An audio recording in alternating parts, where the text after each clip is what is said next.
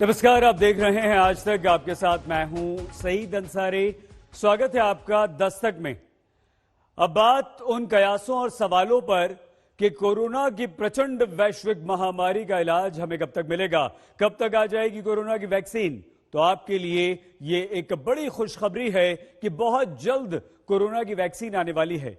दुनिया की कई कंपनियों ने कोरोना वैक्सीन का सफलतापूर्वक ट्रायल पूरा कर लिया है।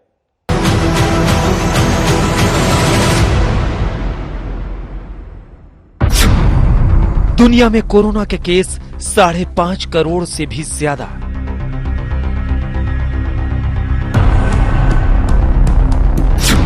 दुनिया में कोरोना से अब तक 13,34,297 लोगों की मौत। भारत में कोरोना के मामले 88,74,000 से ज्यादा। भारत में कोरोना से मौत के मामले 1,30,559। इन आंकड़ों से आगे कोरोना का वायरस आज गली गली बेखौफ घूम रहा है। इसलिए सवाल है कि इसका इलाज कब तक मिलेगा, कब तक मिलेगी वैक्सीन, जिसका इंतजार पूरी दुनिया को है। इस मामले में अमेरिकी फार्मास्यूटिकल कंपनी मॉडर्ना उम्मीद की एक रोशनी लेकर आया है। It's a really important milestone in the fight against the pandemic because it demonstrates that our vaccine, mRNA-1273, is able to prevent COVID-19 disease, including severe disease in people who've received it. It's really just a milestone, though. We have a lot of work ahead of us. Knowing the vaccine is going to be effective is great news, but we still need to complete the regulatory process, which involves completing the study and generating more data, even some follow-up and safety data. And then, of course, we need to get busy manufacturing. Corona के इस बुरे और डरावने समय में भी उम्मीद के कुछ चिराग भी झिलमिला रहे हैं। अमेरिका की मॉडर्ना कंपनी का कहना है कि उसकी वैक्सीन mRNA-1273 जल्द ही आ जाएगी। टेस्ट में इसकी वैक्सीन 94.5% तक प्रभावशाली साबित हुई है। मॉडर्ना को उम्मीद है कि इस साल के आखिर तक वैक्सीन के 2 करोड़ डोज ला देगी। हालांकि कंपनी को उम्मीद है कि अगले साल तक 100 करोड़ डोज वो तैयार कर लेगी, लेकिन लोगों तक इस दवा को पहुंचाने के लिए मॉडर्ना कंपनी को कई औपचारिकताओं से गुजरना होगा। कंपनी बहुत जल्द ही सरकार से इसके इस्तेमाल की इजाजत मांगेगी। We hope to have about 20 million doses of the vaccine by the end of this year, by the end of the calendar year. And we're looking forward to making about 500 million to 1 billion doses next year. But that is going to be a 24/7 operation. आज दुनिया की नजर जिस vaccine पर टिकी है, उसका trial America में कई चरणों से गुजर चुका है। ये ट्रायल अमेरिका में 30,000 लोगों पर हुआ। इनमें आधे लोगों को 4 हफ्ते के अंतर पर वैक्सीन की 2 डोज दी गई, बाकी लोगों को डमी इंजेक्शन दिए गए। जिन लोगों को वैक्सीन दी गई, उनमें से सिर्फ 5 को ही संक्रमण हुआ। बाकी जिन 90 लोगों को संक्रमण हुआ, उन्हें डमी इंजेक्शन दिए गए थे। लेकिन सवाल है कि हिंदुस्तान के लोगों तक ऐसी दवाएं और वैक्सीन कब तक पहुंच पाएंगी। आपने भी मेरे को इंटरव्यू देते हुए कहा था कि अगले साल के शुरू तक वैक्सीन आ जाएगा। आज भी इस बात पे कायम है? निश्चित रूप से अगले साल के अंदर वैक्सीन आएगा और अगले साल के शुरुआती महीनों में ही आएगा। एक तरफ मॉडर्ना कंपनी है तो दूसरी तरफ अमेरिका में ही उसकी प्रतियोगी फाइजर कंपनी है। पिछले हफ्ते ही फाइजर इंक ने भी प्रभावशाली वैक्सीन लाने का दम भरा था। उसका दावा है कि उसकी वैक्सीन 90% तक सुरक्षा देती है। फाइजर इंक और उसके जर्मन पार्टनर बायोनटेक को उम्मीद है कि वो साल के अंत तक 5 करोड़ डोज ला देगा। वहीं रूस का स्पुतनिक वी वैक्सीन 92% तक सुरक्षा का भरोसा देती है। वैसे जानकारों का कहना है कि दुनिया में वैक्सीन के लिए ऐसे कई प्रयास चल रहे हैं। सीरम का फेज 3 प्रॉपर से जो फॉर्म होगा वो जनवरी में खत्म होगा। इंटरिम रिजल्ट एस्ट्राजेनेका ने क्लेम किया है पब्लिक डोमेन में कि वो अगले पहले हफ्ते में दिसंबर में शेयर करेंगे। तो जो इंटरिम रिजल्ट आएगा उसके बेस के ऊपर से डिस्कशन हो सकती है। तो चाहते अगर वहाँ लेते हैं, ग्लोबली लेते हैं, then maybe we may also have to consider. दुनिया के कई देशों में कोविड के वैक्सीन पर ट्रायल चल रहा है। अभी मुख्य 5 वैक्सीन हैं जिस पर दुनिया भर में ट्रायल चल रहा है। भारत में 2 ऐसे लीडिंग वैक्सीन हैं जिस पर अभी ट्रायल चल रहा है। ये तो वो बहुत सारे उपाय हैं कोविड को कुचलने के, जिनमें से वैक्सीन भी एक है। विशेषज्ञों का कहना है कि जब तक वैक्सीन नहीं आती तब तक हाथ धोना, सामाजिक दूरी और सैनिटाइजेशन उसके उपाय जरूर रखें, मास्क जरूर लगाएं। चाहे मॉडर्ना हो या फाइजर या कोई और कंपनी, सबके वैक्सीन के स्टोरेज के तरीके थोड़े थोड़े अलग हैं। मॉडर्ना की वैक्सीन का भंडारण आसान है क्योंकि ये -20 डिग्री सेल्सियस नीचे तापमान पर स्थिर रह सकती है। इसे फ्रीज में महीने भर और डीप फ्रीजर में 5 दिन तक रखा जा सकता है। वहीं फाइजर की वैक्सीन को -75 डिग्री सेल्सियस पर रखना पड़ेगा, जिसे फ्रीज में 5 दिनों तक रखा जा सकता है। दुनिया के तमाम देश कोरोना की वैक्सीन लाने का दम भर रहे हैं, तो सवाल है कि क्या इसके पीछे साइड इफेक्ट भी हो सकते हैं। कुछ मरीजों को ट्रायल की इंजेक्शन के बाद थकान, सिरदर्द और शरीर दर्द की शिकायतें मिली। वैसे अभी तो आप अपना ख्याल रखिए, वैक्सीन के आने तक सतर्क रहिए। अशोक सिंघल के साथ संजय शर्मा, दिल्ली आज तक। आ रही है दिल्ली से जो भी लोग नोएडा आते हैं उन लोगों का रैंडम कोरोना टेस्ट होगा। गौतम बुद्ध नगर प्रशासन ने यह फैसला किया है क्योंकि हर रोज दिल्ली से हजारों लोग नोएडा आते हैं और इन लोगों का रैंडम टेस्ट होगा। दिल्ली में कोरोना जबरदस्त अपने पांव फैला रहा है। 3000 से ज्यादा पिछले 24 घंटों में मामले यहां पर आ चुके हैं, तो कल से ये टेस्ट शुरू हो जाएगा। कोरोना की random testing Delhi Noida border पर होगी। गौतम बुद्ध नगर प्रशासन ने यह फैसला किया। कुमार कुणाल हमारे संवाददाता हमारे साथ हैं, बताइए कुणाल क्या फैसला हुआ है? सही एहतियातन कदम उठाया गया है। जिस तरीके से दिल्ली में लगातार कोरोना के मामले बढ़ रहे हैं उसमें आशंका ये भी है नोएडा प्रशासन को कि कहीं जो लोगों का आवागमन है नोएडा और दिल्ली के बीच में, ऐसे में नोएडा में भी मामले बढ़ सकते हैं। इसी को देखते हुए जो लोग ज्यादातर जाते हैं दिल्ली और नोएडा के बीच में उनकी रैंडम चेकिंग की बात कही जा रही है। और अभी जो जिला अधिकारी हैं, डिस्ट्रिक्ट मजिस्ट्रेट हैं सुहास एलवाई, उन्होंने भी कहा है कि रैंडम टीम बनाई जाएगी और उनके द्वारा चेकिंग की जाएगी लोगों की। बहुत धन्यवाद कुणाल। कुमार कुणाल हमारे संवाददाता जानकारी दे रहे थे। तो जो लोग दिल्ली से नोएडा आते हैं उनकी रैंडम टेस्टिंग होगी और ये कल सुबह से शुरू हो जाएगी। कोरोना के खिलाफ युद्ध में भारत में भी वैक्सीन बनाने की तैयारियां बहुत जोर शोर से चल रही हैं और इसी कड़ी में विदेशी कंपनियों के साथ भी कई कंपनियों की साझेदारी है। रूस से एक कंपनी की साझेदारी में ट्रायल शुरू हो रहा है।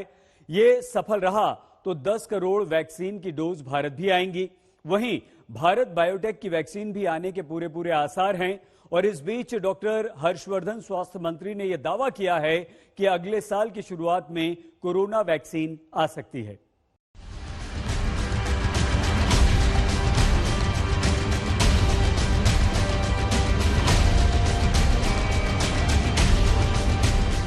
सर्दी शुरू हुई नहीं कि कोरोना बहुत तेजी से फैलने लगा। ऐसे में बचाव के तमाम उपायों के बीच बड़ा सवाल ये है कि कोरोना की वैक्सीन कब आएगी और क्या उसमें हिंदुस्तान की कोई भूमिका है।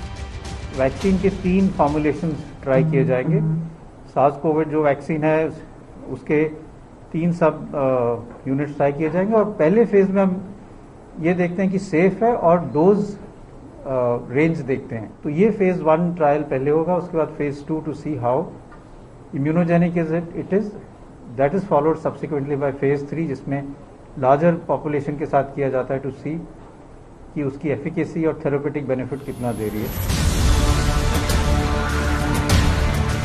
भारत में राहत की खबर भारत बायोटेक की तरफ से आ रही है, जो कोवैक्सीन नाम से वैक्सीन ला रही है। भारत बायोटेक ने तीसरे चरण का ट्रायल शुरू कर दिया है। इसमें भारत के 25 केंद्रों से 26,000 वॉलंटियर्स पर ट्रायल होगा।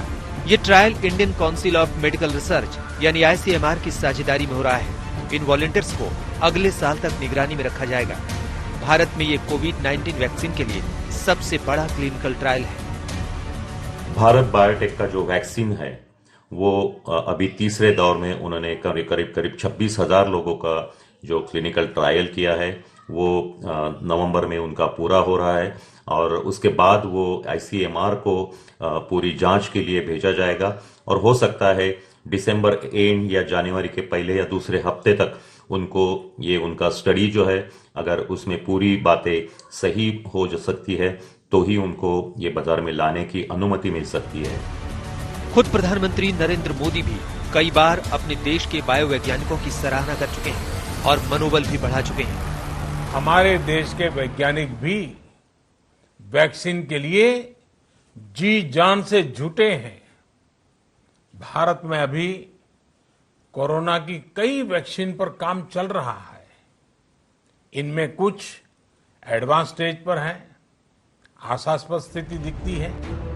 वैसे हिंदुस्तान में कोरोना से निपटने के लिए वैक्सीन के दूसरे पहलुओं को भी टटोला जा रहा है। रूस की स्पुतनिक वी वैक्सीन के ह्यूमन ट्रायल के लिए भारतीय कंपनी जुड़ चुकी है। डॉक्टर रेड्डी लैब को इसके लिए drugs controller general of India की इजाजत मिल चुकी है। इसी लैब के लिए कानपुर का गणेश शंकर विद्यार्थी मेडिकल कॉलेज वैक्सीन का दूसरे और तीसरे दौर का ह्यूमन ट्रायल करेगा।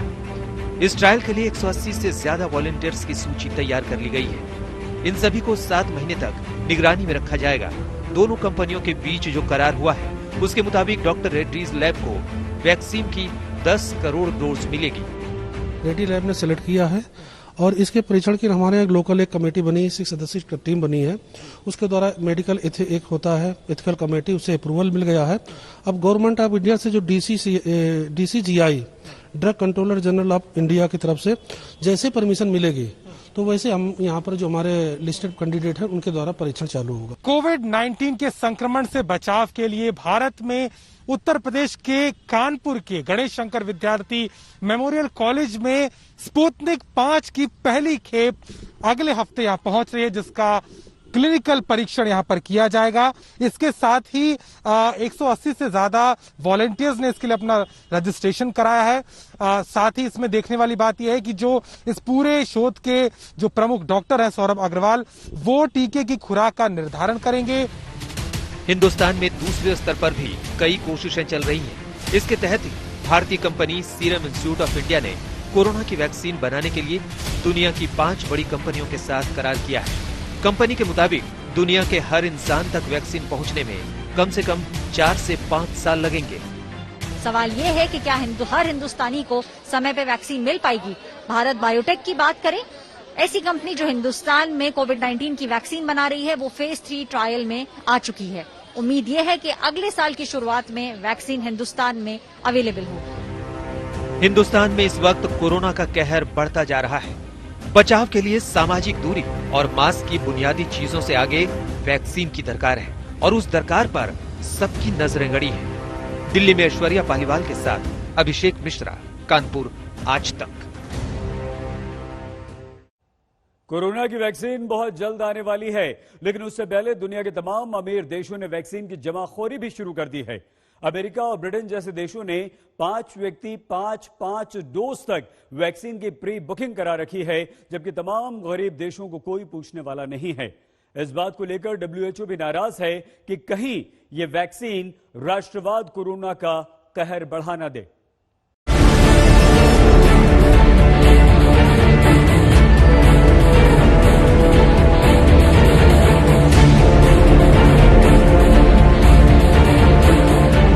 कोरोना ने सर्वव्यापी कहर मचा रखा है।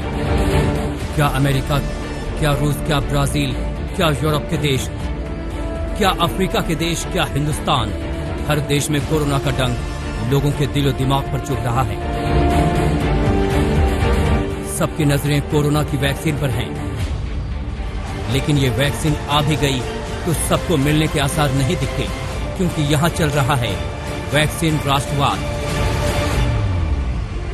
दुनिया के बड़े बड़े और संपन्न देशों ने वैक्सीन की होर्डिंग के लिए करार कर लिए हैं। अमेरिका, ब्रिटेन जैसे देशों ने वैक्सीन की बड़ी मात्रा में प्री बुकिंग कर ली है। अमीर देशों की आबादी दुनिया की 13% है, लेकिन वैक्सीन की 50% से ज्यादा डोज की प्री बुकिंग कर चुके हैं। बड़े देशों की वैक्सीन डोज की होर्डिंग की कीमत गरीब देशों को चुकानी पड़ सकती है। ऐसे समय में दुनिया के तमाम संपन्न देशों को भारत की तरफ देखना चाहिए, जिसने कम संसाधनों में भी करीब 150 देशों की इस संकट काल में मदद की। हमने कोविड के दौरान भी देखा, जब भारतीय फार्मा उद्योग की क्षमता के कारण हम 150 से अधिक देशों को आवश्यक दवाइयां भेज पाए। जैसा मैंने पहले भी कहा है, हमारी वैक्सीन उत्पादन और डिलीवरी क्षमता भी इस तरह मानवता के हित में काम आएगी। वैक्सीन राष्ट्रवाद, ये शब्द उन देशों की करनी से उपजा है जिन्होंने कंपनियों से वैक्सीन आने से पहले ही करार कर लिया है कि वो सारे डोज पहले उनको मिलेंगे। बिजनेस टुडे की एक रिपोर्ट के मुताबिक अमेरिका ने 2400 मिलियन डोज की प्री बुकिंग कर रखी है। यूरोपीय संघ ने 2065 मिलियन डोज की, ब्रिटेन ने 380 मिलियन डोज, कनाडा ने 338 मिलियन डोज, इंडोनेशिया ने 328 मिलियन डोज, चीन ने 300 मिलियन डोज और जापान ने 290 मिलियन डोज की प्री बुकिंग कर रखी है, जबकि दुनिया के गरीब देशों के लिए ये डोज 3200 मिलियन है। दुनिया के गरीब देशों में इस बात को लेकर बेचैनी है और तो और विश्व स्वास्थ्य संगठन को भी लगता है कि वैक्सीन डोज की कालाबाजारी मुश्किलों को बढ़ाएगी। WHO के डायरेक्टर जनरल टेड्रोस गैब्रेसस ने चेतावनी दी है। मैं एक बात साफ कर दूं कि वैक्सीन राष्ट्रवाद इस वैश्विक महामारी को कम नहीं करेगा, बल्कि इसको और फैलाएगा।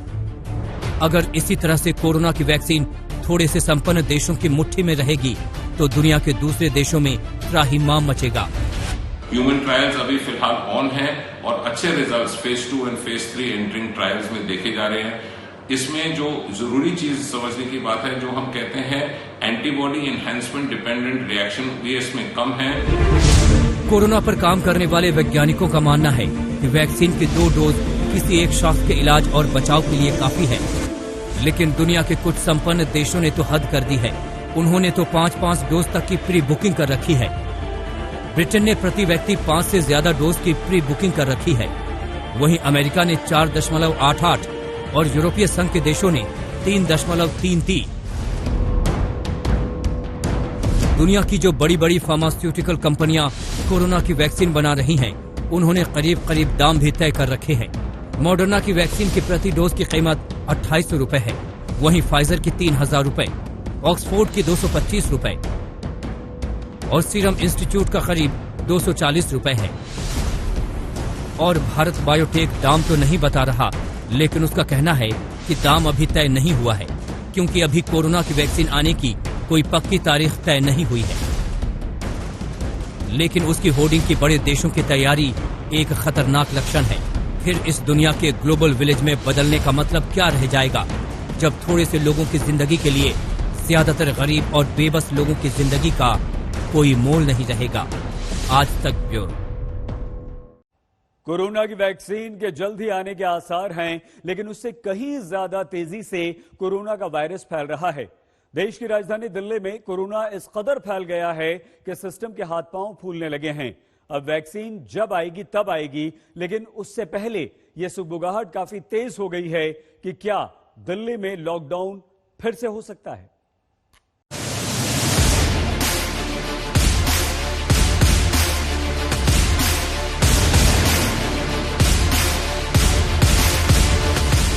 यहां न सामाजिक दूरी का पालन हो रहा है, न मास्क को जरूरी समझा जा रहा है। अस्पताल है, लेकिन आईसीयू और बेड की कमी है। राजधानी दिल्ली में जैसे ही कोरोना का संक्रमण तीसरी बार रफ्तार पकड़ रहा है, अस्पतालों में बेड तो मुहैया हैं, लेकिन आईसीयू क्षमता वाले बेड मुहैया नहीं है। दिल्ली सरकार कहती है कि उसके पास 7900 बेड तो हैं, लेकिन राजधानी में अगर संक्रमित मरीजों के ऊपर मुश्किलें बढ़ती हैं तो आईसीयू बेड की कमी हो सकती है। वैक्सीन की बात हो रही है, लेकिन अभी दिल्ली दूर दिखती है। डेट देना बहुत मुश्किल है, लेकिन वैक्सीन के रिसर्च के मामले में भारत के वैज्ञानिक जो है दुनिया के वैज्ञानिकों की तरह बहुत अच्छी तरह से काम कर रहे हैं। तो ऐसे में कोरोना कैपिटल बन चुके देश की राजधानी दिल्ली के पास अपने बचाव के लिए क्या विकल्प बचता है? क्या दिल्ली की जिंदगी पर फिर से बंदिशों का ताला लग सकता है? क्या फिर से लॉकडाउन के आसार नजर आते हैं? वो एरिया एक तरह से लोकल कोरोना हॉटस्पॉट बन सकता है, तो उस वहां पे बाजार को कुछ दिनों के लिए एहतियात के तौर पे बंद करने की इजाजत दिल्ली सरकार को दी जाए। ऐसा प्रस्ताव अभी केंद्र सरकार को भेजा जा रहा है। आज दिल्ली अगर कोरोना को लेकर बहुत तनाव और दबाव में है, तो इसके कारणों को समझ लीजिए। 10 नवंबर से 17 नवंबर तक के कोरोना के आंकड़ों को देखें तो साफ हो जाएगा कि हालात कितने बिगड़ चुके हैं। बीते 2 दिन यानी 16 और 17 नवंबर को बेशक ग्राफ में गिरावट आई हो, लेकिन इसे राहत का संकेत मानकर बैठा नहीं जा सकता। 11 नवंबर को 24 घंटे में संक्रमण का जो आंकड़ा जारी हुआ वो दिल्ली के लिए रिकॉर्ड बन गया। उस दिन रिकॉर्ड 8,593 लोग संक्रमित हुए। 12 नवंबर को दिल्ली में सबसे ज्यादा 104 संक्रमितों की मौत हो गई। दिल्ली में कोरोना मौत का दूसरा नाम बनता जा रहा है। केजरीवाल सरकार के लिए केंद्र सरकार तक सबके माथे पर चिंता की लकीरें नाचने लगी। आशुतोष मिश्रा के साथ कुमार कुणाल, दिल्ली आज तक। दस्तक में आज के लिए बस इतना ही। अपना बहुत ख्याल रखिएगा। देखते रहिए आज तक।